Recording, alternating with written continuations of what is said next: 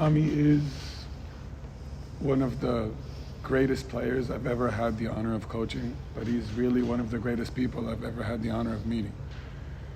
Extremely proud to call you a friend, extremely proud for the time we spent together, extremely grateful for it. And I'm really looking forward to hitting the court soon for the next battles that we got, because the season's not done yet and Tommy's not done yet.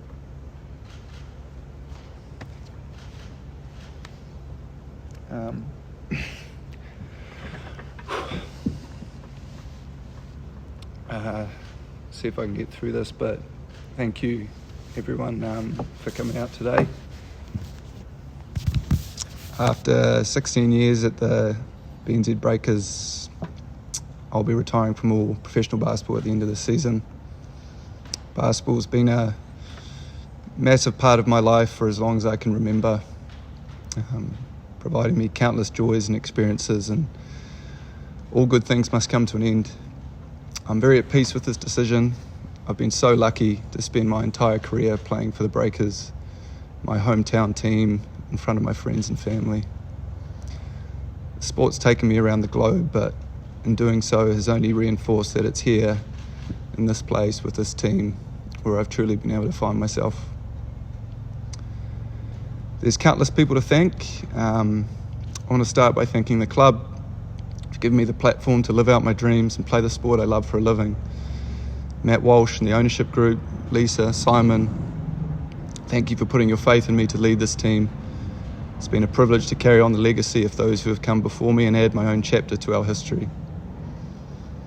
I've been fortunate enough to play through many different eras at the club, and I want to give special thanks as well to Paul, Liz and the Blackwell family for giving me my start and all the wonderful years playing under your leadership as well.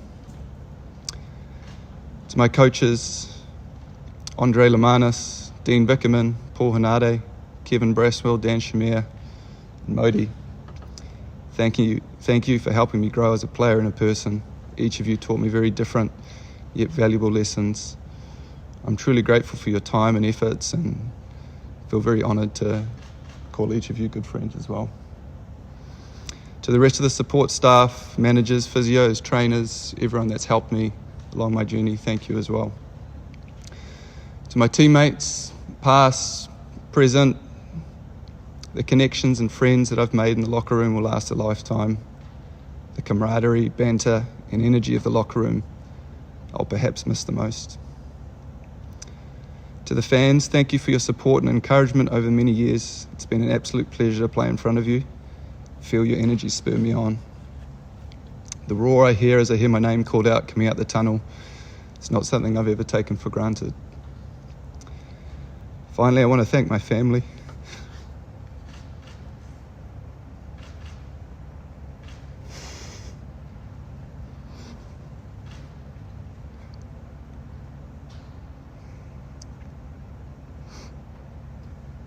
My basketball journey started young. Seed planted by my amazing mum who coached me as a youngster. Mum, Dad, Hayden, Nicola, thank you for being the most amazing and supportive family.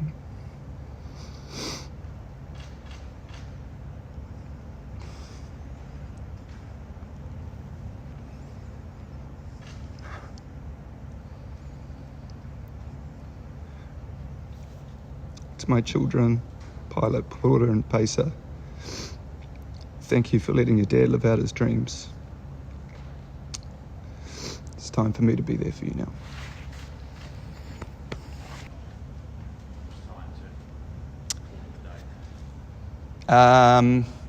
I've known for a while. I think going into this season, I knew it would be my last one.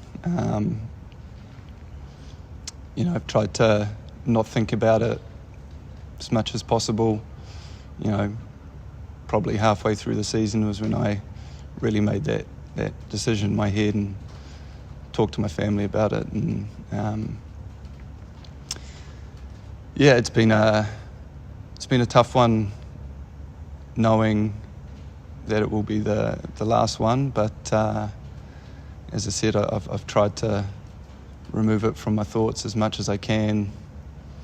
And it's snuck up on me, and once you sit here and start talking about it, becomes a bit more real and emotional and everything that comes along with that. But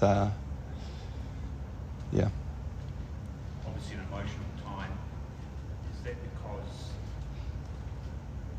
let's face it, you're a home boy, this club has meant everything to you and it's like a family here?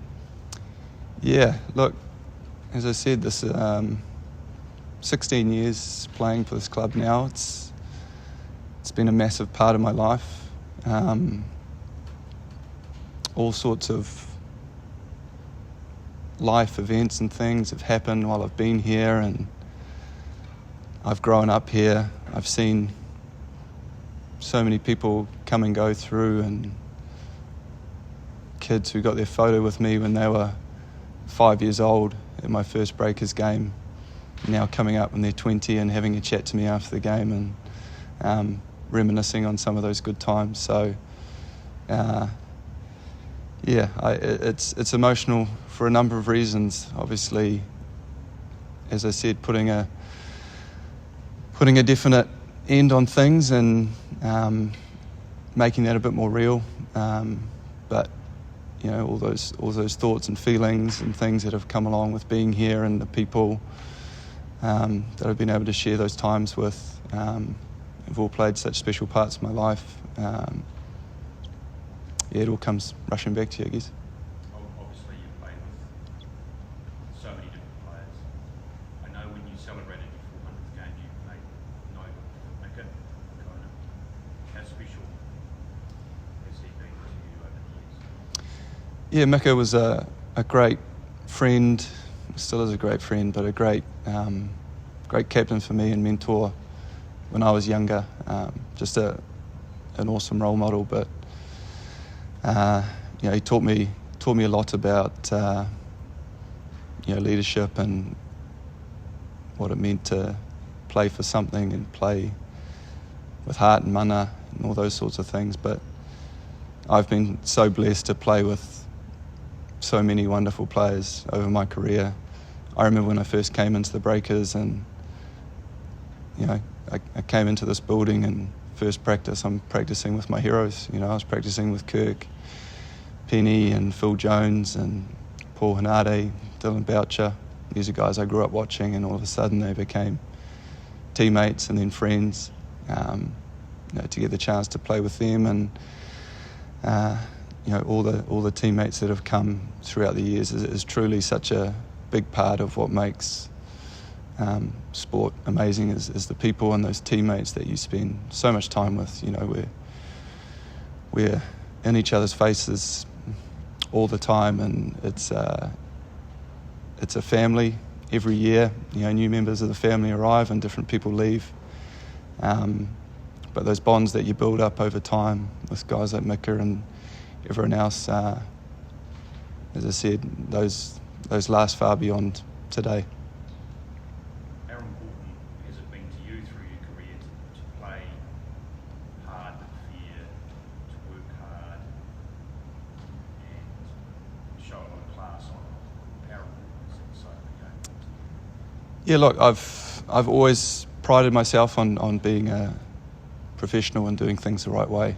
I try to set a good example for my peers and anyone watching me. I've always tried to be humble and carry myself in a way that is inspirational to others, and I know that we're role models in the community. There's kids that look up to us. Every interaction with a kid after the game can mean the world to them. So it's probably one of the things I'm most proud of, is how I've been able to interact and impact my community, and hopefully have a positive effect and impression on those that I've been able to meet along the way. As you mentioned, you've been with the club for so many different years. From your perspective, how has the evolution? Yeah, look, the club has changed a lot, I guess, with the sport over the years. I remember coming into the Breakers, and you know, we'd never won a championship or anything like that. We played at North Shore Event Centre in front of a couple of thousand people, coming off the back of what the Tall Blacks had done at the 2002 World Champs. Basketball was starting to build in this country, and the North Shore was kind of the hub of that, and the Breakers and our success came along at the right time, and we were able to capture the hearts of a lot of people. Those championship runs that we went on were, incredible, and as we had success, the momentum and excitement for basketball built as well, and so did the club. We've become bigger and bigger, to selling out games at Spark Arena and playing in front of 9,500 people. We've come a long way, and it's been wonderful to play a small part in that journey. What has been your toughest season, and how did the club go through it? Toughest season, no doubt, was the time we spent on the road during COVID. It feels like a bad dream now. It was, long enough ago, and it feels like we don't talk about COVID at all anymore, which is a good thing. But those were 2 very, very tough years, very, very tough. But certainly one of my favourite moments was being able to come back after that. We talk a lot about adversity in sports and what it does for us and the lessons it teaches us, and be able to go through what we went through as a club and come out the other side, and to run on the court again after going through all that back at Spark Arena in front of our home fans. That was one of my proudest moments, to sort of make it out the other side. And you don't take things for granted after going through something like that, and the support and love that we got from our fans upon coming home was really special. Did that suck some life out of you, or a bit of soul out of you, that time was spent? Absolutely, yeah. No, there's many times that I wanted to call it quits over there and come home, but it's not me. I couldn't leave my team in its moment of need, and I wanted to see us through that period, and obviously was able to do that, and to be part of the resurgence last year, and the enjoyment that we all got out of that, out of being home again, to kind of fulfill that little part of the journey in that cycle was really rewarding. This club's not only been a massive part of your life, but obviously your family, your kids' life. What does it mean to you? Yeah, it has. I'm happy that I was able to play to a stage and to an age where my kids could watch me play and understand what I did and why I did it. My oldest son's been counting down the games for the last few weeks. Every time I get back, he's asking me, how many games have I got left, Daddy? And they're excited to spend some more time with me. I'm not retiring because I want to spend more time with my kids, but I'm very excited to do so. I've missed out on summer holidays for 16 years, basically. I've still yet to attend any of my friends' weddings. Everyone seems to want to get married in the summertime for some reason. It's not a good time for me. But I'm excited to do little things like that. Those are special times you only get once or twice, and my kids are starting to get a little bit older now, but they know what Dad's done now, and always my biggest supporters. So I'm really, really pleased and proud that I've been able to set a good example for them.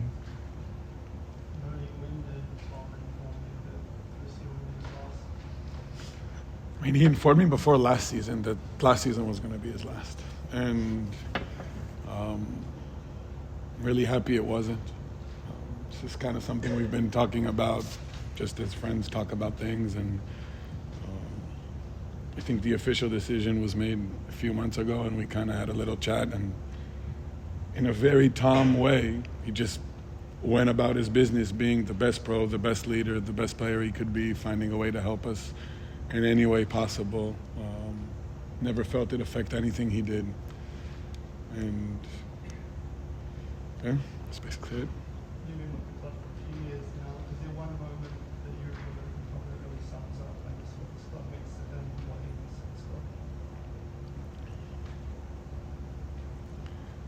countless ones. The on-court one is the play that you guys just saw on the screen when he stole that ball from Bryce at the end of the game. It's not so much for me about the steal. I mean, he's done a bunch of amazing defensive plays during his career. It's about the mental fortitude, to be in the moment in a game that meant so much to all of us after a mistake, to just stay focused, stay on task, do your job to the best of your ability, and let the chips fall where they fall. And that was a very impressive one. The memories I'll take for Tom are the things that I remember more are the things that happen here on this court, and how he competes in a practice and sets the tone for everyone, or how he chooses when to speak and how to speak, and the legacy that he lives for us as the people that need to continue it after him is more in these walls than in Spark. Why was it important for you to make this announcement today rather than make it this? Good question. I think in a lot of ways, you know, I don't like the attention.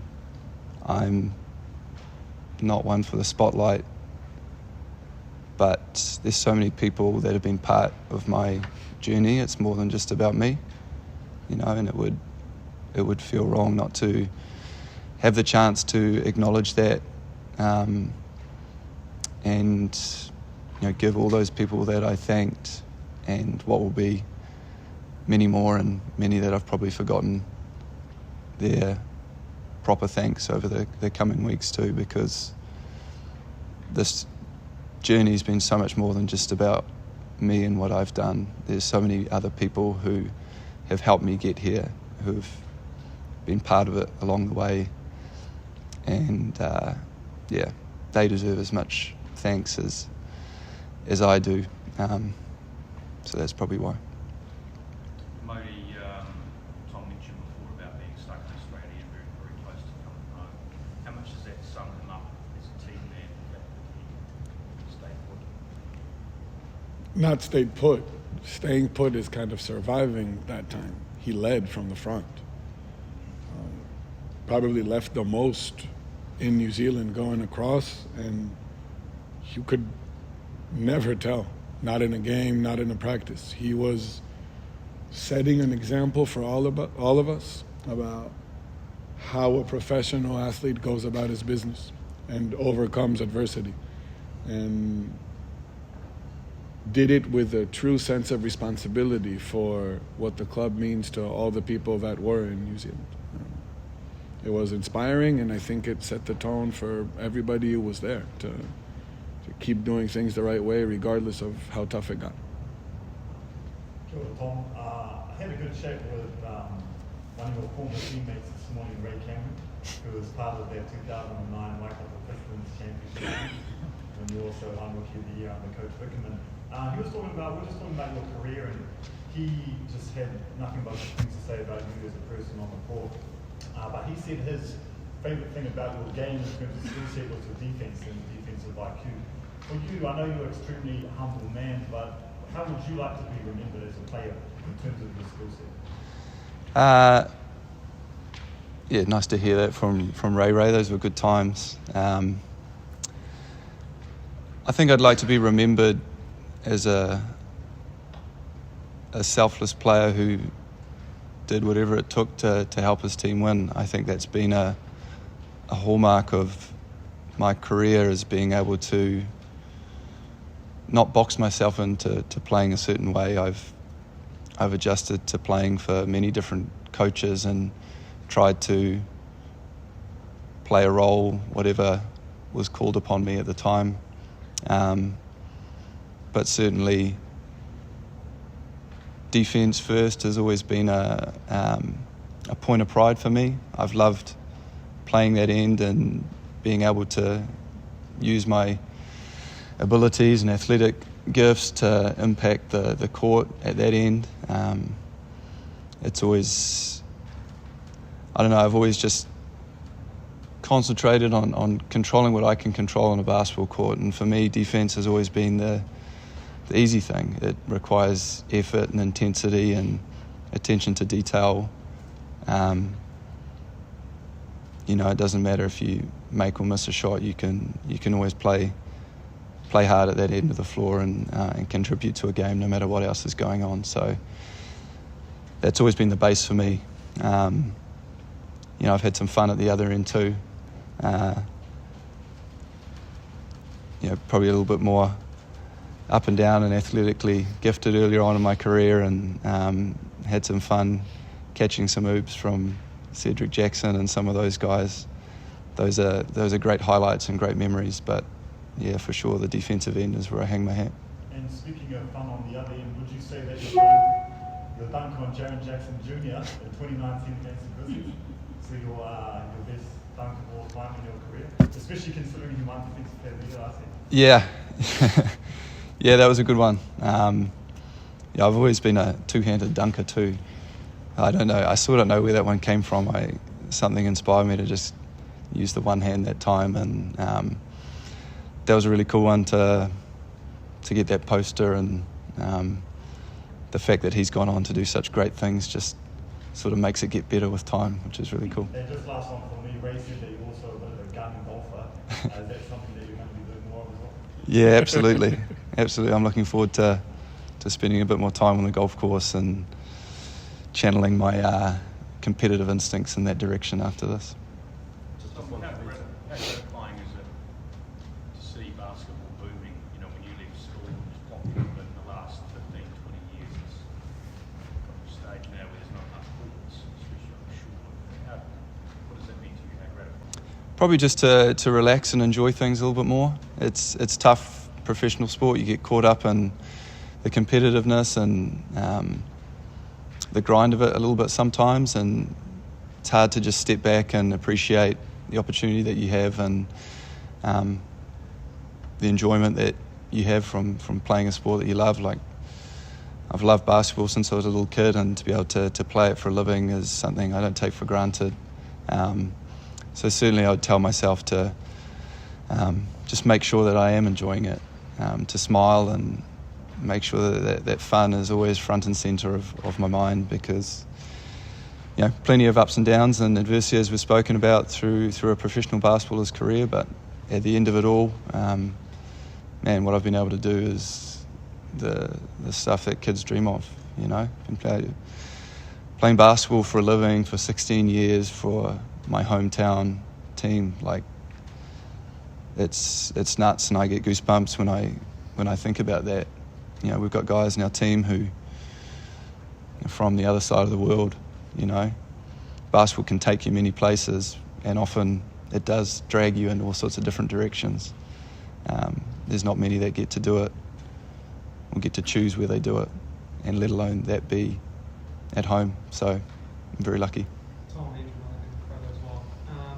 Just wondering how much of a factor was standing there on the court after Game 5 and seeing the teams raise that trophy coming back and rolling it back from Modi? Yeah, it definitely took away any chance of a spur-of-the-moment decision there. It was the competitor in me was never going to accept that at that time. But to be honest, you know, it wasn't really a thought last year. I was just so focused on what we were doing and enjoying myself and having fun that I didn't think about it, and still felt like I could contribute and had more to give. And that's why, you know, I wanted to come back. And Friday night is super important. You probably feel like, as you said earlier, this could have been an email, but this is also about making the playoffs again and getting into the playoffs and making a real run of it.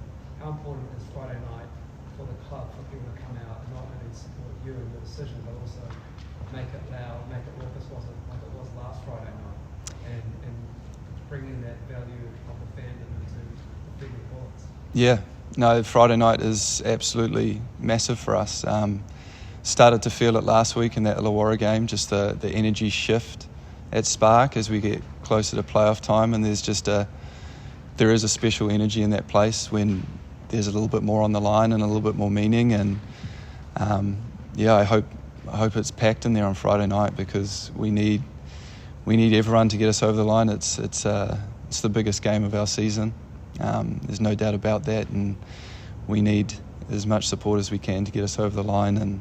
And there's no better place I've played than Spark Arena, with a little bit something extra hanging in there. You know, as I said, that energy in that place just goes up another notch, and it's a really fun place to play as a player when you've got something to play for. So hopefully we get a full crowd on Friday. And can I get a one-on-one after this? For you, mate, sure. Are you taking that close to home with you when you retire? Oh, geez. Just needs to look in the mirror. It's I the mean, same. you're looking in pretty good nick for 36. I think Simon wants that. When Larry Bird retired, no one would have predicted he would have gone on to coach the Indiana Pacers quite well, and then he became Executive of the Year for the NBA a couple of years ago as well. When you did your Masters, have you got a plan what you want to do with that Masters, and could you see a path similar to Bird and be a coach and then an executive in basketball? I can see a lot of different paths at the moment, and I'm trying not to tunnel myself into anything at the moment. I'll finish off my Masters in Business Administration this first semester, which will be great to have in the back pocket, but I've always tried to have a thought to after basketball as I've played along, and knowing that this time would come eventually, and wanted to prepare myself as best as possible.